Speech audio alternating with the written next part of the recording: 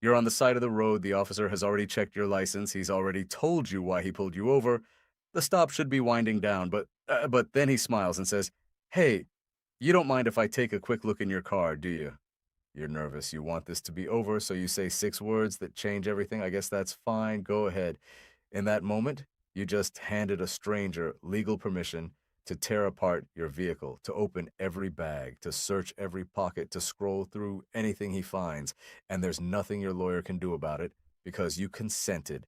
Today, I'm exposing the consent search trap and showing you why those 6 words are the most dangerous sentence you can say during a traffic stop.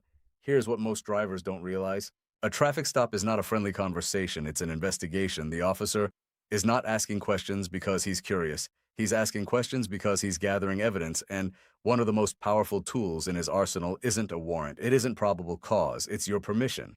The Fourth Amendment protects you from unreasonable searches. Without a warrant, without probable cause, and without your consent, an officer cannot legally search your vehicle. But the Fourth Amendment has a giant loophole. If you say yes, none of those protections apply.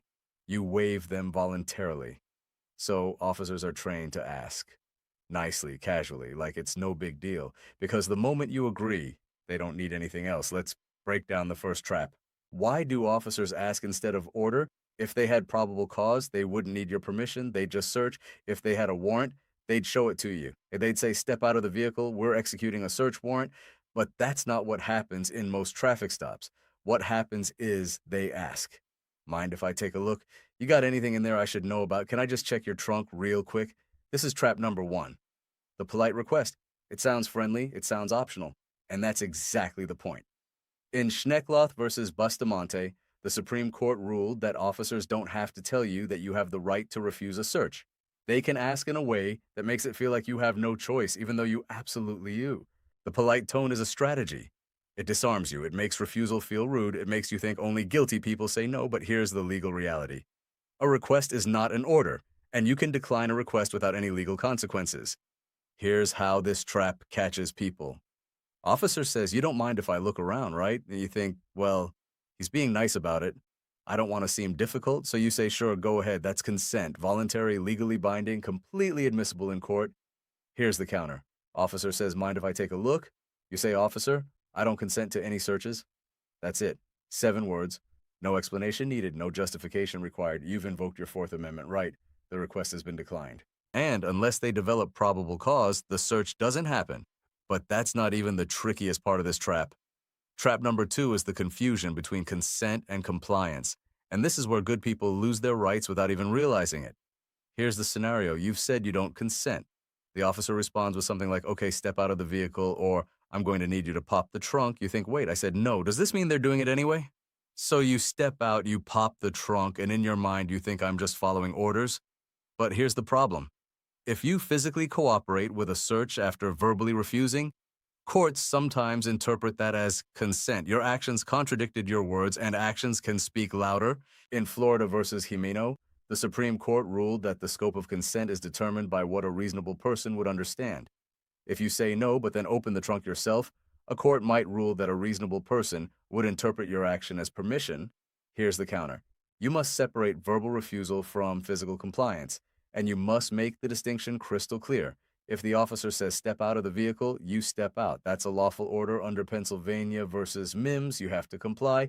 But as you step out, you say, "Officer, I'm stepping out because you ordered me to. I do not consent to any search of my vehicle." If the officer says pop the trunk, you say, "Officer, are you ordering me to open the trunk or asking for my consent?" If they say I'm ordering you, you comply. But you say I'm opening this under your order, not my consent. I do not consent to searches. If they say I'm asking, you say then my answer is no, I do not consent. This distinction matters. Because if the search turns out to be illegal, your attorney can argue that you never actually consented. You complied with an order under duress. That's legally different, and it can get evidence thrown out. Here's the wrong way. Officer says pop the trunk. You hesitate. Then you reach down and pull the lever. You say nothing. The officer searches, finds something. In court, the prosecutor argues you opened the trunk voluntarily. You lose. Here's the right way. Officer says pop the trunk. You say, "Officer, are you ordering me to do that or requesting consent?" Officer says, "I'm telling you to open it." You say, "I'll comply with your order, but I want the record to reflect that I do not consent to this search." Then you open it. You've protected yourself. Your words are on the dash cam. Your lawyer has something to work with. Now let's talk about trap number 3. This one catches more people than any other. Nervous answers that accidentally waive your rights. Here's what happens. The officer asks to search. You don't want to say yes, but you're anxious, you're intimidated, you're not sure what to say, so you fumble. And what comes out of your mouth sounds like consent, even though it wasn't meant to be. Let me give you the 5 most dangerous weak answers. These are phrases that feel like resistance, but legally count as permission. Number 1, I don't have anything to hide. This sounds like a defense, but courts interpret it as implied consent. If you have nothing to hide, why would you object? You've just signaled that you're okay with the search. Number 2, sure, go ahead. This is explicit consent. There's no ambiguity. You said yes. Number 3, only if you're quick. This is conditional consent, but it's still consent. You've agreed to the search with a time preference. That's not a legal limitation. The officer can take as long as they want. Number 4, okay, hesitation followed by agreement is still agreement. The pause doesn't protect you. The okay does you. And number 5, I guess that's fine. Same problem. You guessed. You said fine. That's consent. Here's why these answers happen. When people are nervous, they default to social scripts. They want to seem cooperative. They want the interaction to end. And they underestimate how much legal weight their words carry. Every one of these phrases feels like partial resistance, but in a courtroom, they all mean the same thing. You said yes. Here's the counter.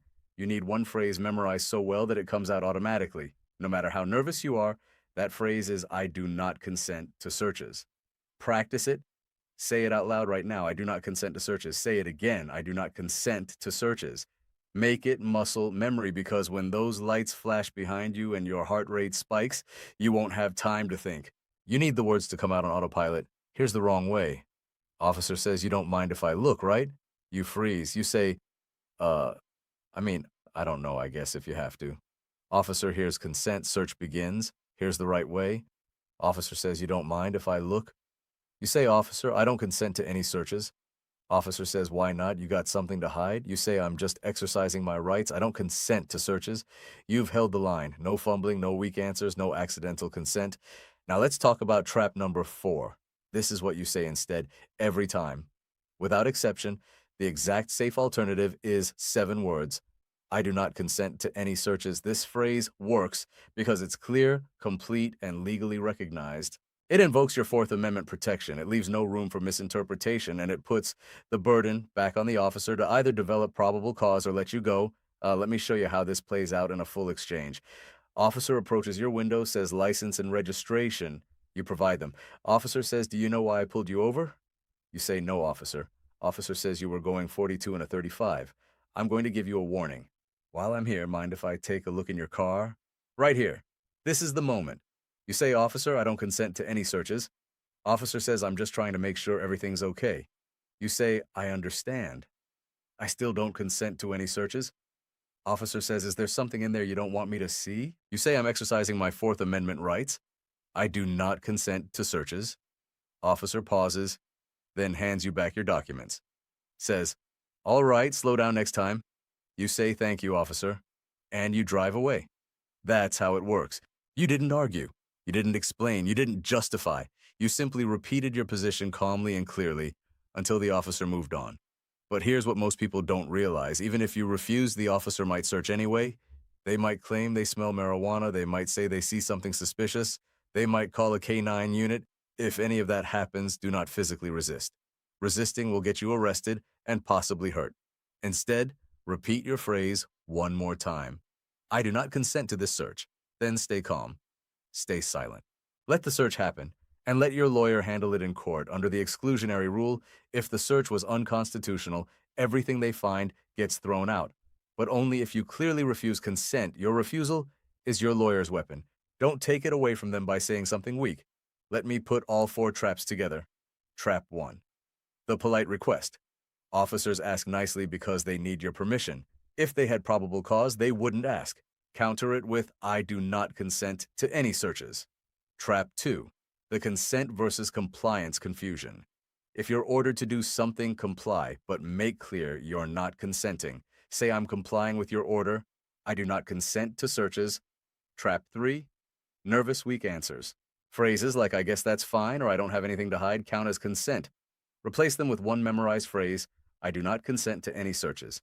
Trap 4. What to say instead. 7 words. I do not consent to any searches. Say it calmly. Say it clearly. Say it as many times as necessary. One final reminder: physical safety comes first. Keep your hands visible. Don't make sudden movements. Be polite. Say officer, not dude or man. Never argue on the side of the road. The fight is in the courtroom. Your job at the traffic stop is to protect your rights with words, not win a debate. If this video helps you understand how consent searches actually work, I'd appreciate a subscribe. Every subscriber helps more drivers find this information before they need it. This is educational content only, not legal advice. Laws vary by state. Consult with an attorney licensed in your jurisdiction for specific guidance. Here's something most people never think about. What happens when the officer doesn't ask at all? Or what happens when they just start searching without a word? In my next video, I break down what to do when police skip the question entirely. Because knowing your rights means nothing if you don't know when they're being violated. Remember, you have the right to refuse, but only if you actually say the words, "I do not consent to any searches." Say it once, say it twice, say it until it's over. Those 7 words are the difference between driving home and watching your life get searched through on the side of the road.